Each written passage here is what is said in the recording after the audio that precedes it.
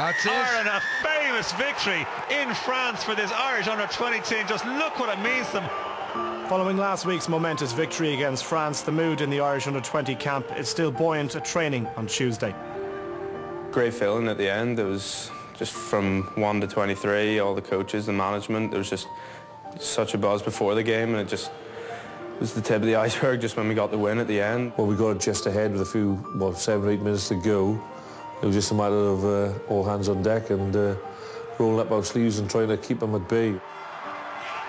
Yeah, it was a good win. We're happy with the performance, but obviously we're just looking to build through the championship, looking towards the World Cup as well. Unsurprisingly for a Grand Slam winning coach, Mike Ruddock still sees plenty of room for improvement. Yes, we're delighted with the result, but when you analyse our game, there's still quite a bit of work to do with our game. Not just in terms of finishing off chances, but some of our scrummaging hasn't been as good as we wanted, and some of our breakdown work hasn't been as good as we wanted. While different players in the squad are at different stages of development, Ruddock sees the next couple of years providing plenty of opportunity. Over the next 2 or 3 years, there should be opportunities for perhaps a new breed or a new set of players to put their hands up, really. So I think a lot of it is about the timing, and the timing is pretty good for these guys in terms of potential opportunities that could come their way.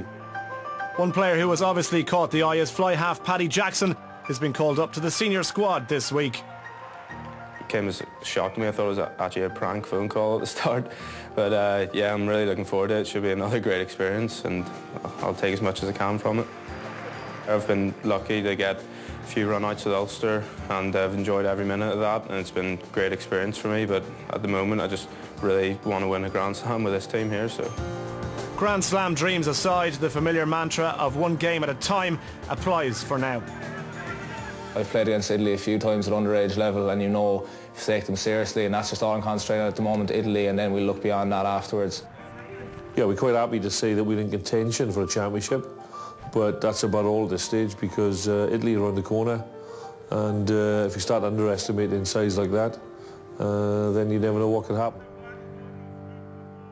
Slightly different since the two of you were out playing for the under-21s as it was at the time. Yeah, I think the change is really important to note that I think when we went over there, we were in the same under-21 team, which was at the same, the equivalent level. We went out there and we had a really good team. We actually ended up winning a Triple Crown, but I don't think we really believed we could win in France.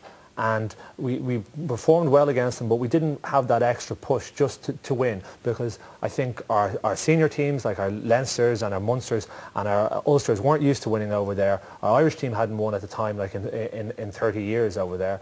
But these young players aren't carrying that baggage. As I said, we performed well. Frankie scored the only try of his career, but ultimately we lost. But I don't think they're carrying that psychological baggage anymore. They're not afraid to go anywhere and win.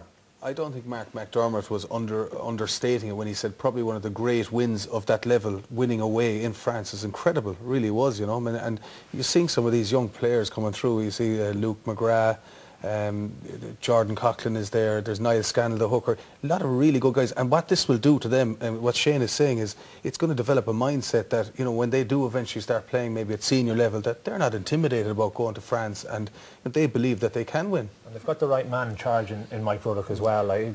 Mike was a coach very early on in my career, and then a little bit later with the A's, and he just knows how to set a basis for young guys to perform, to make them relaxed and just express themselves on the pitch, and he's the perfect man for the job there. Okay, well, they have Italy next in Athlone on Friday night, so if you can get there, I think they'd enjoy it.